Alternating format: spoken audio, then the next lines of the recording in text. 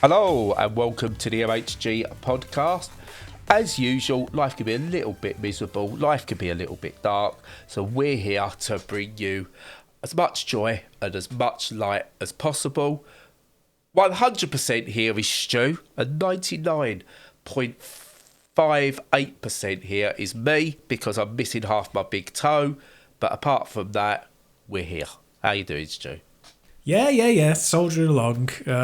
I've got off holiday next week, so that's great. That should cheer me up a little bit. And if not, there's always hard drugs, so that's good. Yeah. Proper holiday?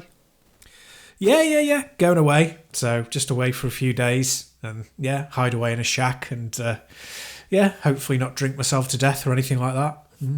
You know what? That's now sounding more and more, not the drinking yourself to death bit, but just if I was going on holiday, it's just go live in a shack for a week and do nothing. I know, right? Just getting away, just hiding away somewhere completely different is good enough at the moment. Yeah, well, I used to think actually, right? So I used to worry, like, the idea of living off grid. I was like, I don't think I could do it. I need my home comforts too much. I need like good internet, and I need a computer and stuff like that. But now, the more I think about it, with things like the Steam Deck and that being portable and mobile internet being as good as it is now, I really think I could go and live in like an RV for the rest of my life, like a caravan or something. It's not a bad idea, to be honest with you. I could probably do it for at least a while, and just it'd have to be one of those like the Irish Travellers type ones, like the big ones that you can proper live in, not some crappy like two bed bore thing, whatever they call them, that are falling apart. It'd have to be a decent proper one. Yeah, not one of them old, like, what were they, like Bedford vans or whatever they were. Yeah, not that. But the older I get, the more I could do that. My Steam Deck could cover me for games. I mean, all I'm playing is Satisfactory mainly these days anyway. But yeah, that'll cover me for games. The phone's good enough for everything you really need internet-wise. And just live in a van somewhere. Yeah, and hard drugs to get you through the rest. Yeah. Is there something you want to talk to me about, Stu? Maybe. Do you need to talk to Frank? Was that it? It was Frank. Yeah, it was Frank, yeah. Also, just come back. Did you know the other night Threads was shown for only the fourth time on British TV the other night? Yeah, I know. I I made the command decision to not watch Threads as I'm feeling, due to how I'm feeling at the moment. I think it would have been a bad idea. But considering the world we live in at the moment, I still think you could watch that today and go, lucky bastards. It's more and more feeling like a documentary, isn't it? Than anything else. Yeah, it's like, except without the nuclear war bit. Yeah, well, that's coming. It's like, that is Britain. Britain somehow is post-apocalypse without the apocalypse. Yeah, it really is. Yeah, but yeah. Anyway, you know what else could be apocalyptic, Joe? What's that? The world of video games. Ah, video games, yeah. A half-decent segue for the first time in weeks. There we go. Yep, well done. What have you been playing? I've been playing a little chibi game called Victory Heat Rally, which is a little racing game, and it's, I think it's an indie. I assume it's an indie. Yes. Yeah. Very much so. Yeah. And, a little cute racer. Very much in the style of Sega stuff pre-3D, but when they got the handle on doing the good sprite scaling and it, reminiscent of like Power Drift and all of that kind of era. And basically what you do, in your drive-in, third person view, third car view, I don't know, outside the car view, let's say. And you drive around these tracks and, as I say, they feel very Power Drifty. Lovely kind of tilt to the screen as you go around corners to give you that effect of power sliding. And you power slide by in a sort of similar way to the more recent Mario Kart games. So you kind of like hold a button down to start up a charge, and you release it when you're coming out of the corner, and it'll boost you. And the longer you hold it, there's like 3 levels of charge. Or the more superior Sonic and All-Star Racing transforms. Well, yeah. yes, of course, yeah. So yeah, and if you kind of collide with a car or the side, you lose that boost kind of thing. And you have to do the boosts because you can't like defeat the opposition just by going at full speed. You have to also have the boosts. There are a couple of and from that point onwards, it does exactly what you would expect. But there are a couple of little things. It's thrown in the Outrun 2006 stuff of there's a couple of challenges where you have to like deliberately hit cones or go through gates in a particular time, and some way you have to avoid obstacles, little mini game style things like that. It's very much in that wheelhouse. But other than that, is exactly what you'd expect. And it doesn't really do anything new at all. But what it does it very solidly. It's very cute, very bright. It really takes that Sega Blue Skies aesthetic. It's great, from that point of view. And the handling model is really good, really fun. There isn't any kind of dodgy rubber banding. The AI is pretty much non-existent, but it doesn't get in your way, and it's challenging enough.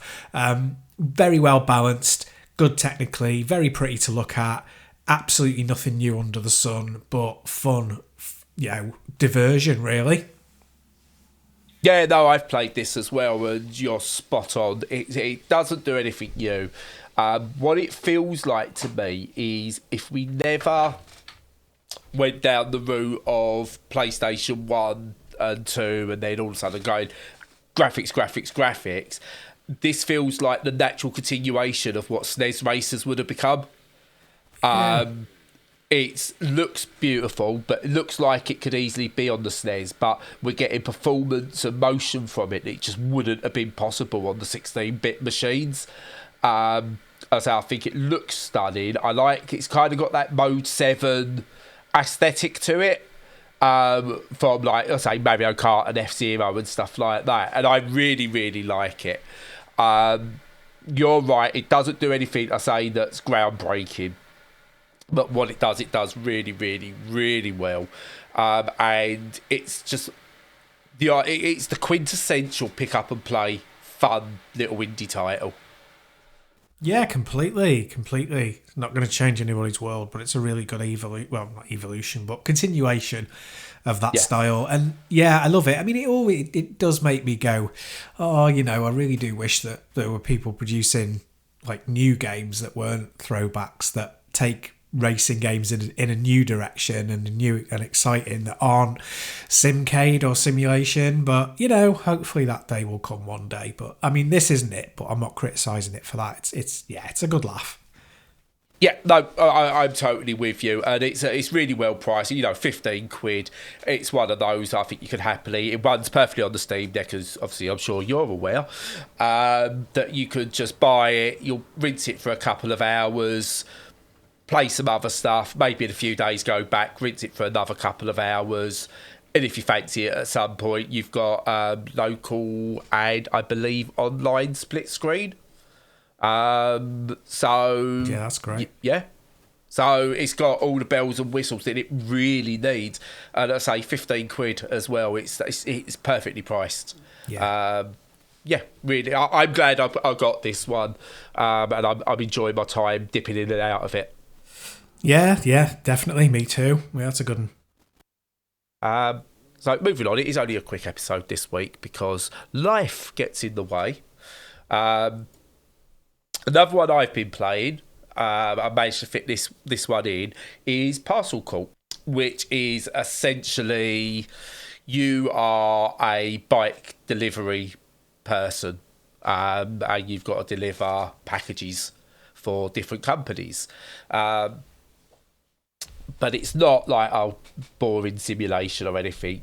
This goes down the crazy taxi cross jet set radio vibe.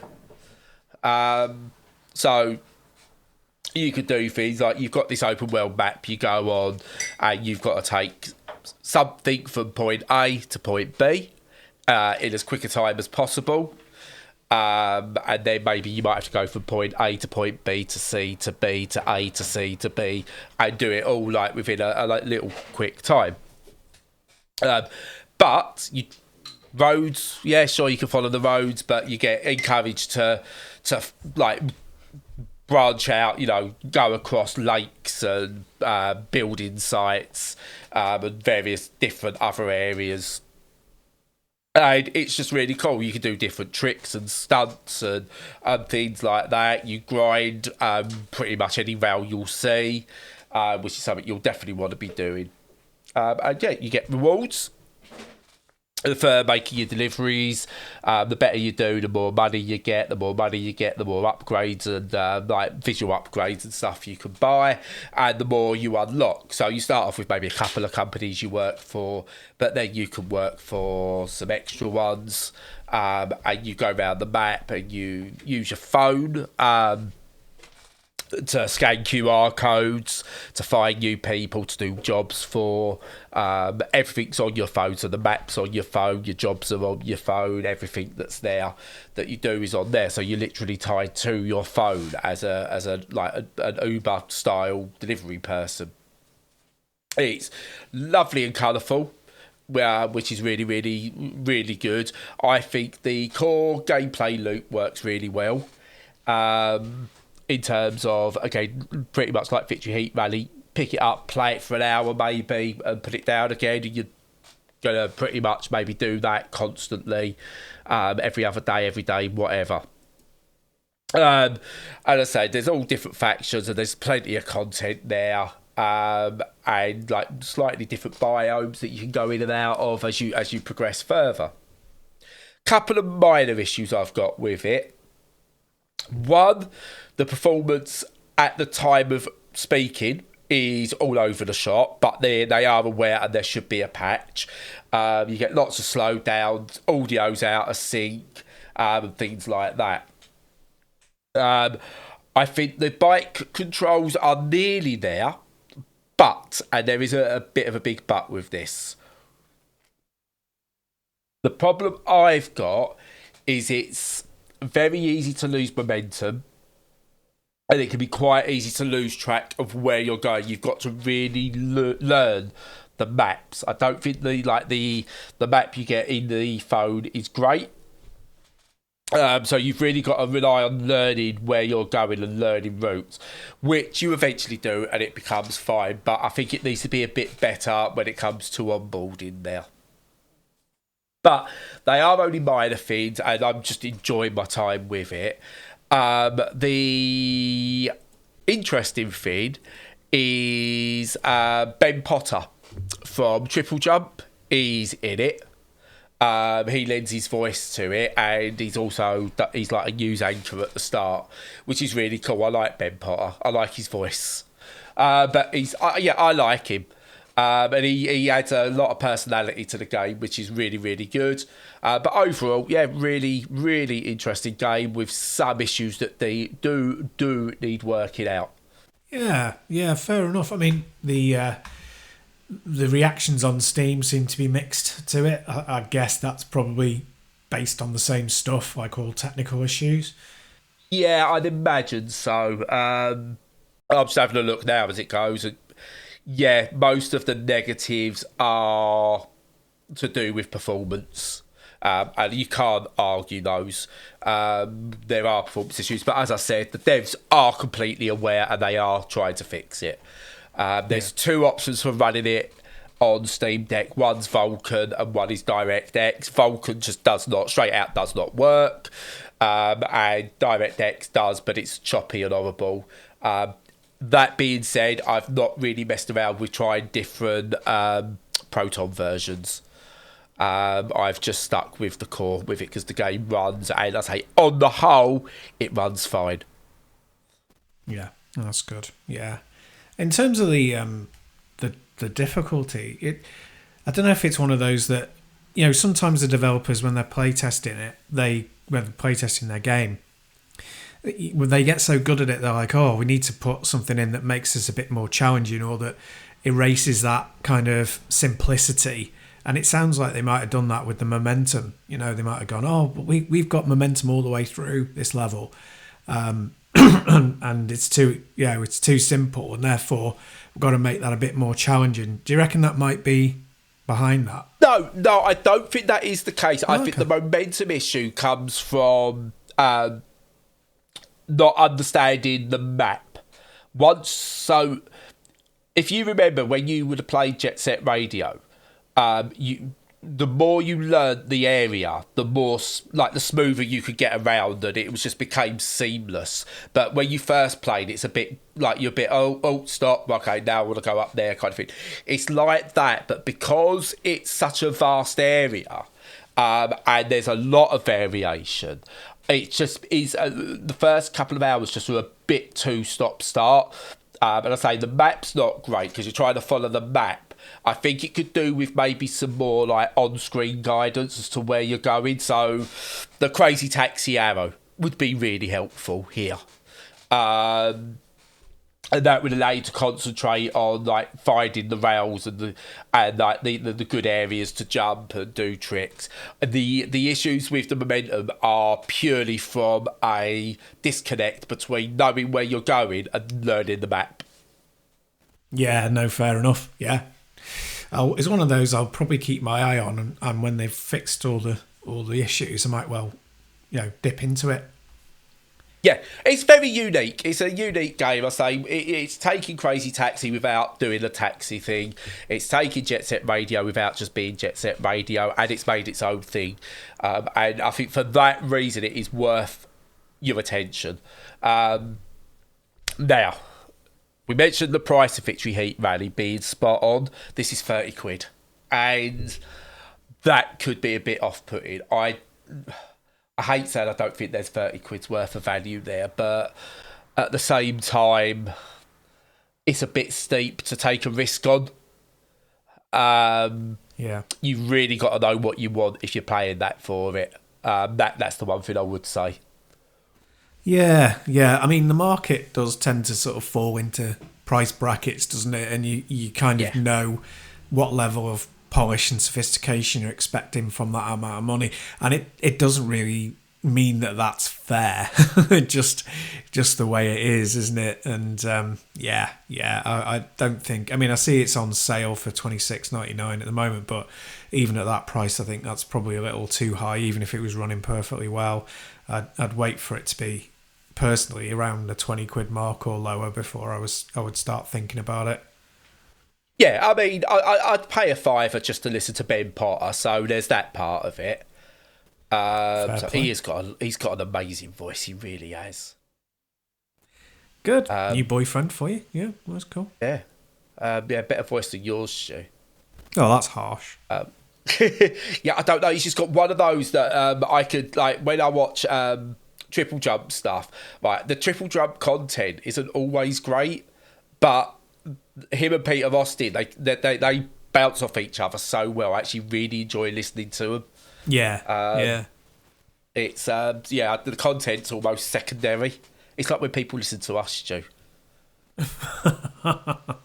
Yeah, too right. It's just our wonderful voices that drag people through it. It's got to be. It's Ben Potter's sexy voice. There we go. There's your title. Nice. Wow. Lovely. But yeah, that's it. I have played other games, or I will be playing other games. But as I said, I've been so out of it of late, so ill and rough and everything going on both physically and mentally that I've just not been able to cover what I want to cover. But just to give an idea, coming up, I've got Phoenix Springs, Fruit Bus, Europa, Bloomtown, and Wilmot Works It Out, which is the sequel to Wilmot's Warehouse, which is really, really... The original game was really, really good, so I'm looking forward to that. But it is all on the agenda. I just need to find some health from somewhere. Unfortunately, I've decided to play Life on Hard mode at the moment. Yeah, you could do with having more of those hearts scattered around the environment, or, Resident Evil health sprays. If only Thick Life worked like that, that'd be great. Oh, my leg's snapped off. Or just spray it with a health spray and it's fine. That'd be excellent. Yeah, that'd be amazing. Except I'd probably run out of inventory space because I've just put shotguns in there. I mean, oh, that would do. Oh yeah, you'd be like, Don't oh, need health. I've picked up this empty crisp packet, and I don't know if it's going to be useful in the late game, so I better keep it. And then you find out you've got no inventory room left. Yeah. Honestly, video games. I am so good at saving. Real life, not a chance. Yeah. I'm a bit better with not hoarding in games because I've watched streamers, and most streamers, when they're playing through, if they get something good, they just use it. And I'm like, I'm going to start doing that a bit more. I know. They do what? I know it's anathema to me as well, but it seems to work because they play the games better than I do, so they're doing it right. But yeah. There's this cool, amazing weapon. I better not use it. Oh, just in case. Better save that ammo, not use it. Yeah, I know. Yeah. No, I'm better with that. Well, why is this boss kicking my ass? I don't know. Yeah, I should be able to kill this with the knife. Well, why is this a problem? Oh yeah, I don't want to use all my bullets on this boss in case there's a minion afterwards. Yeah, exactly. But oh dear. Yeah, that's how I play video games. Me too. What are you playing? I don't know what I've got coming up, really. There's not a lot in the immediate horizon that I'm very interested in. I'm going to keep, ironically, Horizon, the Lego one. I'm still curious about that one, but I'm not sure about it. But I'm not really interested in playing Silent Hill 2 again, even if the sequels, the remake is supposed to be a lot better. And apart from that, I've not really got much that I'm really arsed about, to be quite honest with you. No. I was going through looking at my wish list because Satisfactory has saved me so much money as well because I've not even been tempted by anything. And I'm looking at it going, nah, I'm sure that's fine, but when am I going to play it? I'm at that stage of life now with video games. And it's just like I'm looking now and you coming soon bits. 2 Point Museum, but I think that's next year that comes out. Or you got Red Dead Redemption's coming out, but really, I'll wait, see how that does. Yeah. I think the only 2 things that I'm proper, like in terms of big titles, that I'm going, oh yes, I need those, is Planet Coaster 2 and Stalker 2. Yeah, I've got my eye on Stalker 2. I'm a bit kind of, ooh, but I have got my eye on it. What's pissing me off, this is very, very quickly, is the Stalker trilogy has been released on console, and with obviously proper console controls. Yet the PC versions I don't think have been updated, and you're not getting that trilogy being released. It's really weird. Yeah, that's frustrating. Yeah. There's a few things that I've got that are smaller that I'm looking forward to. I think the one that I'm looking forward to the most isn't out till nearly Christmas, and that's Alien Rogue Incursion in VR. It's a VR only Alien game. It's like action. It's a blend of like the action bits from the action games and the Alien Isolation kind of atmosphere. And if that does it right, that's going to be incredible. So I'm really looking forward to that one. Also, don't forget Alien Isolation 2 is some point. They've announced it. Oh yeah, that'll be quite a way down the line, but I am looking forward to that. I mean, if I can play it, I couldn't play the other one. I was just too scared. It's too tense. It was fine. Nah. I'm not up in space in an alien spaceship in real life, so it's fine. Yeah, fair play. Absolutely fine.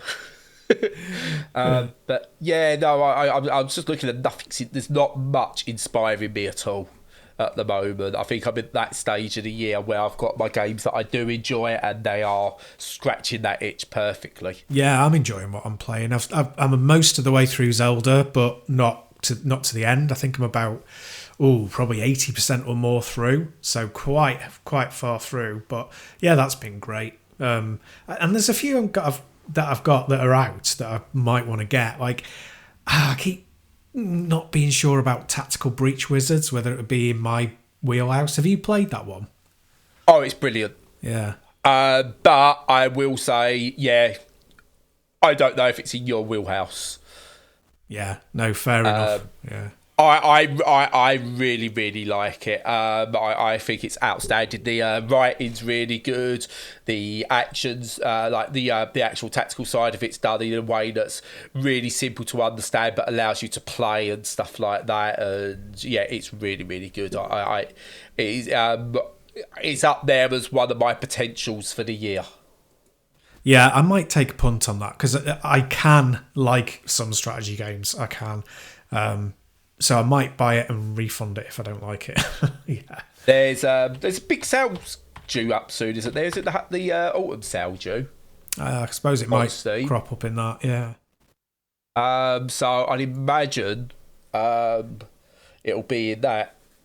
I mean, I'm saying that it's only 17 only. I like money's tight, but 17 quid, and it's definitely worth it. But I would just stick it in there. We'll just wait for a sale alert personally if you're not completely sure yourself, or the over 5,000 overwhelmingly positive reviews. You know, if you can't trust that, then I know, but Jesus, think about it. Shadow of the Erd Tree is like the most popular DLC of all time, based on one of the most popular games of all time, and I would absolutely vomit if I had to play that game. So it's what's that? Is that personal. Elden Ring? Yeah, Elden Ring. Yeah.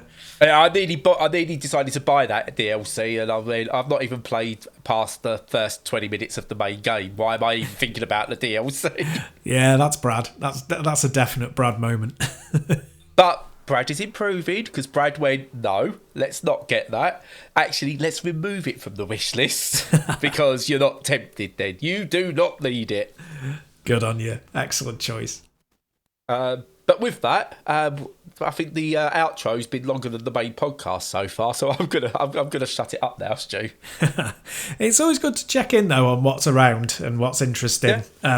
Yeah, there are a good few that are interesting, but I don't know. I think there's an overwhelming amount of choice and there's an underwhelming amount of money, and the two combined make it a very it's a nice challenge to have, but it is a challenge. But yeah, we'll see what happens. But anyway, go on. I would much rather, just before we go, I think like moving forward is just casual conversation over games we're playing rather than as a review. I think that's a nice way of doing it, because I'm getting to that stage again where I'm going, am I doing this for fun, or am I doing this because I'm meant to do this with something? So I think for me, just more casual chat rather than specific reviews, I think is the way forward. Why not? Yeah, we'll see what works, definitely. Yeah, I'm always happy to just bullshit on for a while. That's definitely. I mean, that's what we've been doing for the last 242 episodes. I know, exactly. Yeah, and that's why we've got 0 listenership. But anyway, no, I'm joking. 13 people, Stu, come on. God, fantastic. Oh, I've seen it go as high as 25 sometimes. It's incredible. Oh. Yeah, got a nosebleed that day. But yeah, as usual, follow us on all the socials. Make sure you're checking out all of our content on the website. Join us to chat on Discord if you fancy that. And until next time, stay safe and stay sane. We are the Ben Potter Appreciation Consortium. God save the George Cross and all those who are Waterloo.